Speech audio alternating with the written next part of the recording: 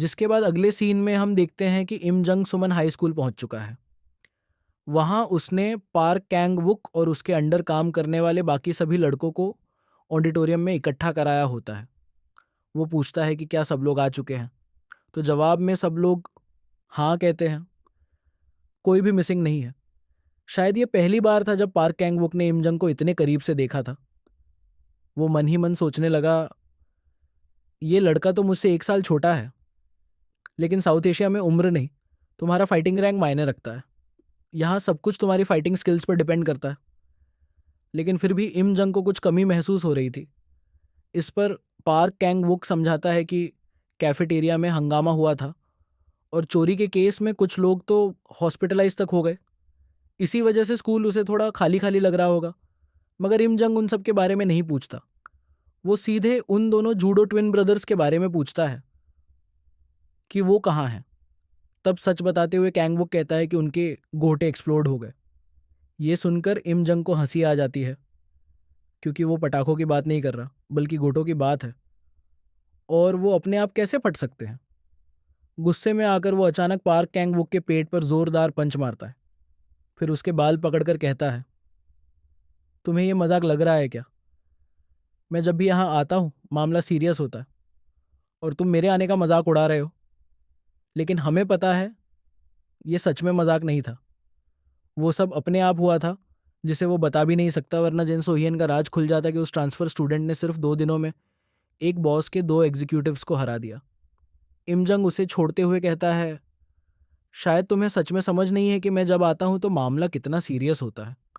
और वो उसे फिर से मारने ही वाला था कि कैंगवुक को मजबूरन उस ट्रांसफर स्टूडेंट बोएका का नाम लेना पड़ता है। ना चाहते हुए भी उसे कैफेटेरिया वाले केस से लेकर ट्विन ब्रदर्स और फिर जैंग यूनवू तक सारी बातें बतानी पड़ती है। इमजंग ये सुनकर पूछता है, ठीक है, लेकिन तुमने पहले क्यों नहीं बताया? खैर छोड़ो, क्या वो कमीना अभी यहाँ मौजूद है? मुझे उससे बात करनी है। सीन कट होता है और जाता है मीना पर। वो क्लास में बैठी अपने फ़ोन पर बोयका की वीडियो देख रही होती है और अंदर अंदर खुश हो रही है। उसे वह दिन याद आ जाता है जब वो खतरे में थी और बोयका ने उसकी जान बचाई थी। वो मानती है कि उसने बोयका को नहीं बुलाया था और बोयका भी खास उसके लिए नहीं आया था, लेकिन फिर भी उसने मदद तो की ही थी। ये बात उसके दिल को छू जाती है। वो वीडियो जो मीना देख रही थी, वो खुद उसने चोरी छिपे रिकॉर्ड की थी जब बोयका लंच कर रहा था। और जब बोयका को पता चलता है कि वो उसे रिकॉर्ड कर रही है, तो वो सख्त होकर कहता है, रिकॉर्डिंग बंद करो, नहीं तो ऐसी जगह ले जाऊंगा जहां कोई गवाह नहीं होगा। ये सुनकर मीना तो और ज्यादा एक्साइटेड हो जाती है, क्योंकि उसका तो सपना ही यही है कि वो और बोयका अकेले हों। टीचर क्लास में अनाउंस करता है, फिल्म क्लब के लिए 2 स्टूडेंट्स चाहिए। जो भी मेंबर है हाथ उठाएं। पूरा क्लास हाथ उठा देता है, यहां तक कि मीना भी। ये देखकर टीचर खुश हो जाता है, लेकिन मीना नोटिस करती है कि सारे किताबी कीड़े भी हाथ उठा रहे हैं और उसे ये बिल्कुल पसंद नहीं आता। वो सोचती है, इन लोगों को तो बस किताबें घूरना आता है। अगर ये फिल्म क्लब में आ गए तो क्लब भी किताबों जैसा बोरिंग बन जाएगा, क्योंकि मीना के लिए फिल्म क्लब स्कूल का दिल है और वो चाहती है कि उसका चार्म और निखरे, ताकि बोयका उसे और ज़्यादा पसंद करने लगे। वो तो यहाँ तक विजुलाइज करने लगती है कि जब वो और उसका होने वाला हस्बैंड फेमस हो जाएंगे तो कैसे कैसे डेट्स पर जाएंगे, और फिर क्लब को बचाने के लिए उसके अंदर से नेगेटिव ओरा निकलना शुरू हो जाता है, जिससे सब डर जाते हैं और धीरे धीरे सब अपने हाथ नीचे कर देते हैं।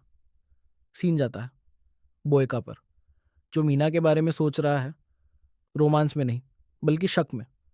उसे लगता है कि मीना को उसके पिता ने जासूस बनाकर भेजा है और वो शायद ब्लैकहेड ग्रुप की टॉप लेवल मेंबर होगी, लेकिन वो कंफर्म नहीं है, क्योंकि उसने उसे पहले कभी वहां नहीं देखा।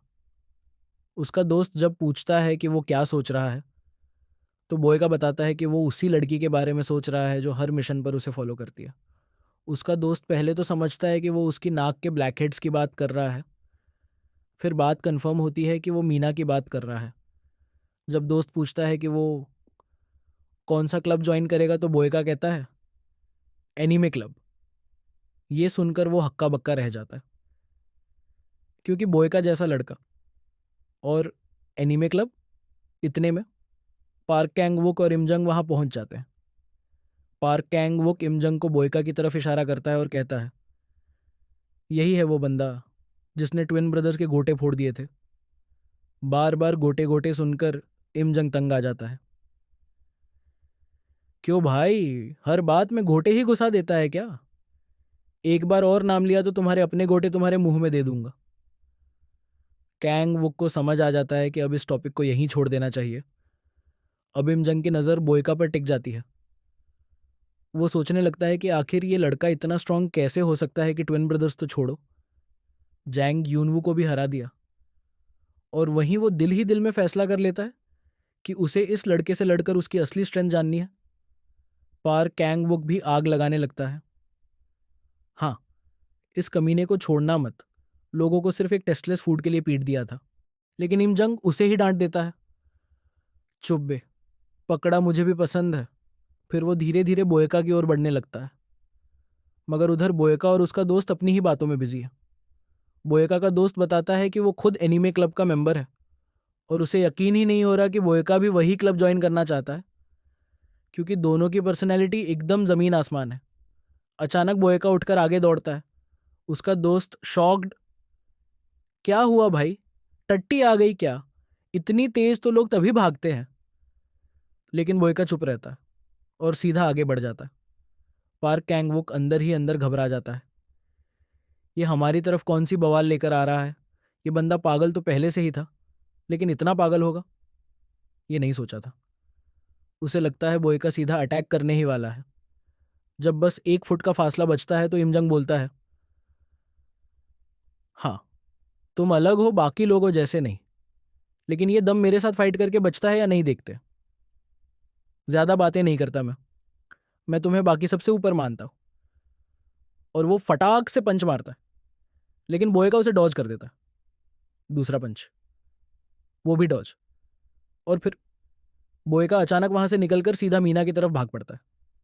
इमजंग भरोसा नहीं कर पाता, क्या, एक लड़की के लिए मुझे इग्नोर कर दिया? उधर मीना अपनी दोस्त से बात कर रही होती है। उसे पूरा भरोसा है कि बोयका फिल्म क्लब ही ज्वाइन करेगा, एनीमे क्लब। No chance. और तभी पलक झपकते ही बोयका उसके सामने आ खड़ा होता है। मीना तो खुशी से फटने ही वाली, चिल्लाकर बोलती है, मेरे हस्बैंड, तुम यहाँ क्या कर रहे हो? वो ड्रामे से बताती है कि वो जानबूझकर यहीं रुकी ताकि दोनों की टक्कर हो और वहीं से रोमांस शुरू हो जाए। और सच में दोनों टकराते हैं, मीना नीचे बोयका ऊपर। बोयका छिड़कर पूछता है, आखिर मेरा पीछा कब छोड़ोगी तुम? लेकिन मीना तो अपने ही ड्रीमलैंड में खोई है, उसके दिमाग में तो अलग ही फिल्म चल रही है। बोयका फिर पूछता है, ये पोस्टर्स, क्या तुम मुझे फॉलो कर रही हो? क्या तुम्हारे फादर ने भेजा है? फादर का नाम सुनते ही मीना गलत समझ लेती है। उसे लगता है बोयका उसे अपने पेरेंट्स से मिलवाना चाहता है। हालांकि बोयका साफ कहता है, मेरे फादर से कहना वो कभी नहीं आएंगे। मीना फिर से बात उलटी समझ लेती है। वो तो शादी तक सोच लेती है। उधर पीछे से इमजंग आग बबूला, क्योंकि बोयका ने उसे इग्नोर कर दिया था। वो ऊपर से आकर उसे कुचलने जैसा किक मारना चाहता है, लेकिन बोयका मीना को पकड़कर रोल करता है और अटैक डॉज हो जाता है।